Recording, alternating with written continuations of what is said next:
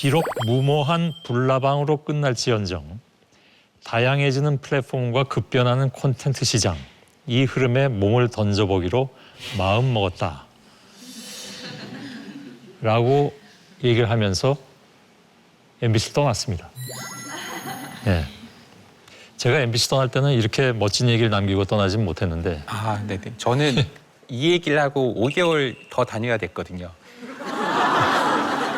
그런 일이 있었나요? 아, 네. 제가 2021년 8월에 이 글을 예. 올리고 2022년 1월에 퇴사했으니까 저는 그 생각을 했어요. 제가 MBC를 싫어서 떠난 게 아니라 MBC를 너무 사랑하는 마음이 컸는데 예.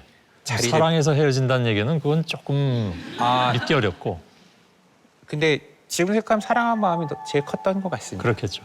그러다 보니까 저는 이제 무한도전으로 너무 큰 재미를 본 몇 년 뒤부터는 항상 좀 마음 한구석에 있었던 감정이 뭐였냐면 이 즐거움을 토요일 저녁 황금 시간대를 나만 즐겨도 되나에 대한 좀 미안함이 좀 있었거든요. 예. 나 때문에 여기 많은 후배들이 이 자리를 못 해봤겠다는 것도 계속 점차 커져가는 시기이기도 했는데 예.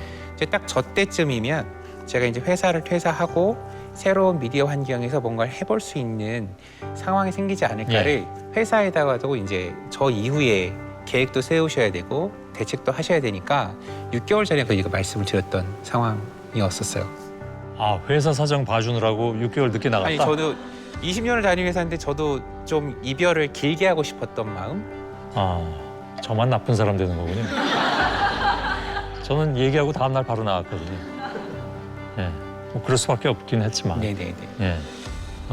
저 모습으로 들어왔던 김태호 프로듀서가 이 모습으로 나올 때까지 한 20여 년이 걸린.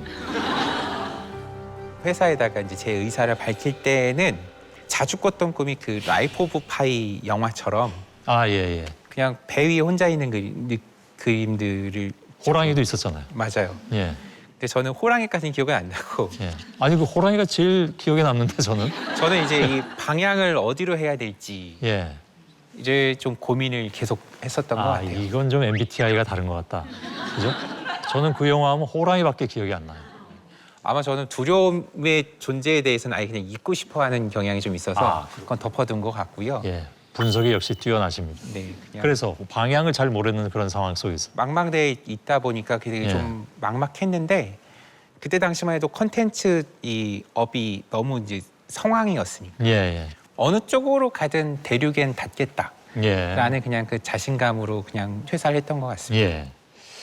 OTT 같은 경우에 네, 제작비를 많이 대주긴 하죠. 네. 근데 권한은 안 주잖아요.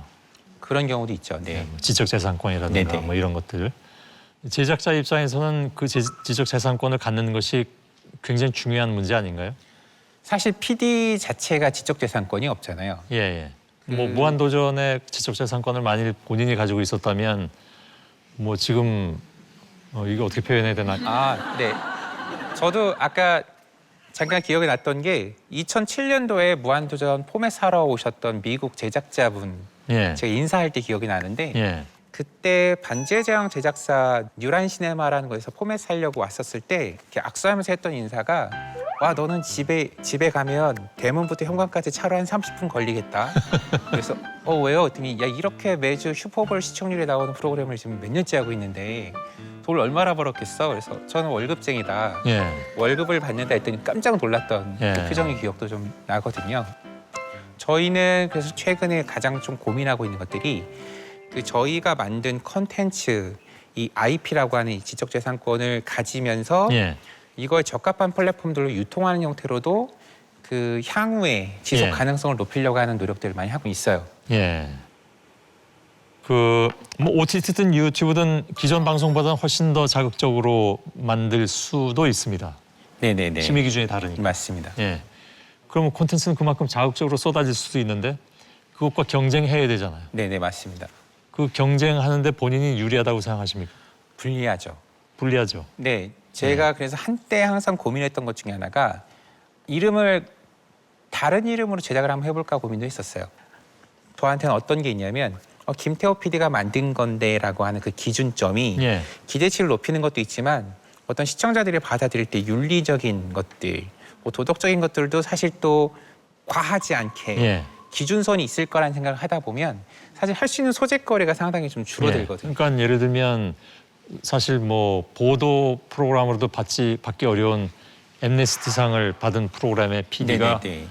이렇게 막 만들 수 있겠어? 라는 생각을 할 수 맞습니다. 있잖아요. 네. 예. 그러니까 가령 작년에 저희가 회사에 논의하던 아이템들 중에 뭐 10대 청소년들의 사랑 이야기 이런 것들도 사실 저는 누가 만들면 너무 재밌는 참신한 소재로 볼 텐데 예. 제가 가령 제작을 했다 하면 이게 앞에 제 이름이 붙는 순간 예. 뭔가 이게 뭔가 여론의 방향이 달라지지 않을까에 대한 고민을 스스로 할 수밖에 없죠. 예. 그래서 가명으로 아니면 전혀 다른 채널에서 제 컨텐츠를 한번 해볼까에 대한 고민들도 꽤 해본 적이 예. 있어요. 지금 JTBC에서 방송되고 있는 My Name is Gabriel. 네.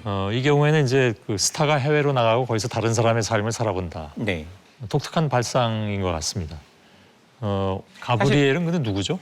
네, 이게 참 어려운 제목이기도 하고 어려운 이야기이기도 합니다. 네. 이게 제가 예를 들다가 들었던 이름이 가브리엘이었어요. 예. 저도 왜 그 가브리엘 이름이 나왔는지 모르겠는데 내가 갑자기 미국에 도착했는데 누가 나보고 헤이 가브리엘 이러면 갑자기 지금까지 갖고 있던 한국에서의 생각과 내 주변 환경이 한순간에 바뀌어버리지 않을까? 예. 이거에 그냥 메시지를 좀 담고 싶어서 처음부터 저희끼리는 가브리엘 하고 있었거든요. 예. 그래서 그러다 보니까 이름이 좀 어려워지긴 했습니다.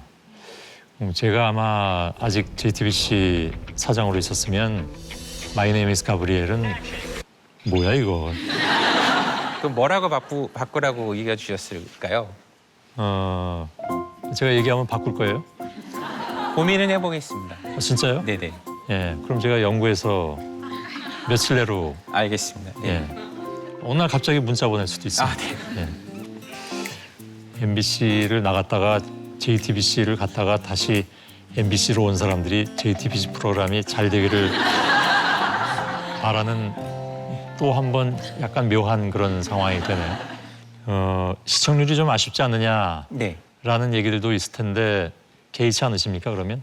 저희가 단시간에 뭔가 이거를 막 1등을 하고 할 생각은 없었고 일단 이 시간에 입점했다는 것만으로 저희는 충분히 예. JTBC에서 저희한테 신뢰를 하고 있다라는 그 믿음으로 생각을 해서 예.